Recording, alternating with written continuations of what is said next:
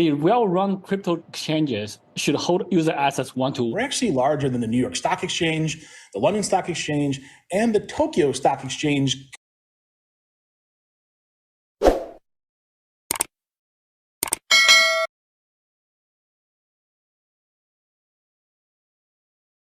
We've obviously seen a market pullback in crypto, for the most part, though, in line with the traditional markets. Obviously, a black swan event like FTX and Sam Bankman-Fried, at least if the allegations are true, is going to have a deeper impact on our industry as opposed to others. What we've seen over the last couple of weeks is twofold. Number one, the market is actually extraordinarily resilient. Again, we've seen a lot of volatility in the traditional markets as well. I think Amazon alone saw a $1 trillion in market value wiped away over the last year alone, which is more than the entire market cap of crypto combined. So there's been a lot of stability. There's also a lot more calls from users for platforms to be much more transparent with their reserves in custody. And we think that's actually a good thing. There should be more transparency for users, and there should be more regulations around that. And we expect that this upcoming year, we'll start to see policymakers focus on that more, which is a positive step for the industry.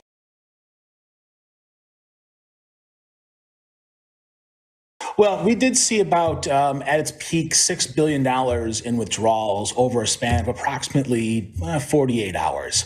That's actually not historically really that huge, though. Really? It's not nothing. $6 billion? $6 billion in 2 days. It may seem like quite a bit, but when you realize that Binance, when you look at our day-to-day volume, we're actually larger than the New York Stock Exchange, the London Stock Exchange, and the Tokyo Stock Exchange combined.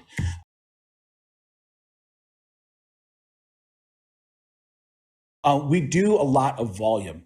And the other thing to keep in mind is that we're an exchange. We're not a bank. We make money off of transaction fees, first and foremost. After that, our NFT platform, our fan token platform, and our VC, Binance Labs. But so even when there's lots of volatility in the market and users are actually pulling their funds out, we're still making transaction fees on those.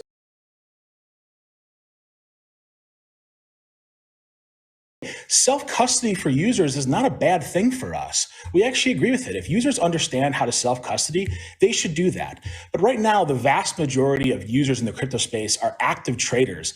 And if you want to go and trade crypto, you are going to want to do it on Binance because we have the largest liquidity pools globally, which means that you have a frictionless environment. So when you want to make a purchase, you know there's another buyer on the other end that will meet that purchase request at the same price point. And so we've seen this volatility a lot in the past. This actually wasn't a top 5 sort of outflow period for us. It just hit the number 6 mark.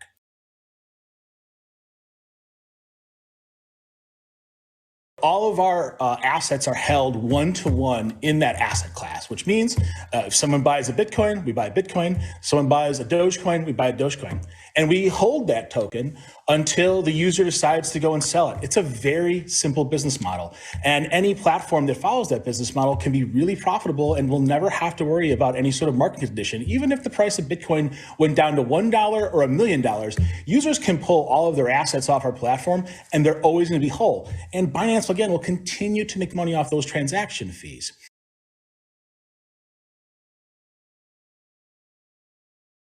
That anybody who wants to pull, if everybody wanted to pull their money out right away, they'd be able to do so. There's zero risk. And in fact, we've seen that. We went through this stress test, again, $6 billion over a 48 period. That's about 4 times what FTX had in withdrawals before they went insolvent. FTX was a black swan event. If the allegations are true, my personal opinion is they most likely are. If the allegations are true, it didn't matter if Sam Bankman-Fried was running a crypto exchange, a traditional exchange, or a Pokemon card exchange. Fraud is fraud. And I think a lot of people right now are looking at what is, very much potentially a Theranos condition, a Bernie Madoff situation, are trying to say, oh, could this be endemic across the industry? It's not. Just like, Theranos isn't an indictment of the entire healthcare space. Bernie Madoff wasn't an indictment of the entire banking and finance space. This is not an indictment of the crypto space. Now, we do need more regulations. And we agree with that. The regulations need to really focus on what are those things that matter for users today. Number one, proof of reserves. We totally agree with it. And we're going to do whatever we can to make sure we can get out our proof of reserves as quickly as possible. Again, because of our size, you can't just do that in 2 weeks. It takes time. Number two, how do we address risk in our industry? We need to be much better about how we measure risk. And then probably most importantly, how do we communicate risk externally? These are things that we should be addressing as an industry. Okay. So user deposit Bitcoin, we hold it in Bitcoin, we move to a cold wallet, we keep some in the hot wallet. And people, they sell it. Now the Bitcoin belongs to somebody else, but we still hold it in the cold storage. People can withdraw 100% of the assets they have on Binance. We will not have an issue in any given day. So 100% of the users withdraw 100% of the assets, we'll be fine. This is very different for traditional financial people to understand because banks run on fractional reserves. And the traditional regulators, many of them may think that it's okay for crypto businesses to be running on fractional reserves. That is not okay. In crypto, there's no central bank printing money to bail out banks when there's a liquidity crunch. So crypto businesses have to hold user assets one-to-one. And that's what we do. It's very simple. So we have the assets to convert. So there's no margin, no leverage. We just needed the bank to open. So the bank opened 6 hours later, it was fine. So banks don't work for 24 hours a day. Banks only work for a few hours a day.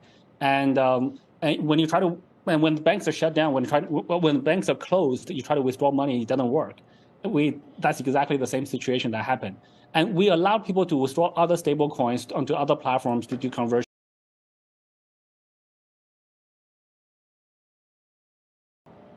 Yeah, so we are working with firms to do the audited financials, liabilities, etc.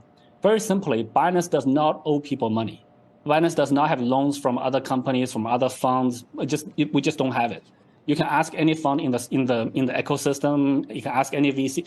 We actually also do not have VC investments, so we don't owe anybody any money, and we also do not have loans to other people that we depend on for our next payroll. So we are very simple, very self-contained type of organization, and we manage our cash very simply.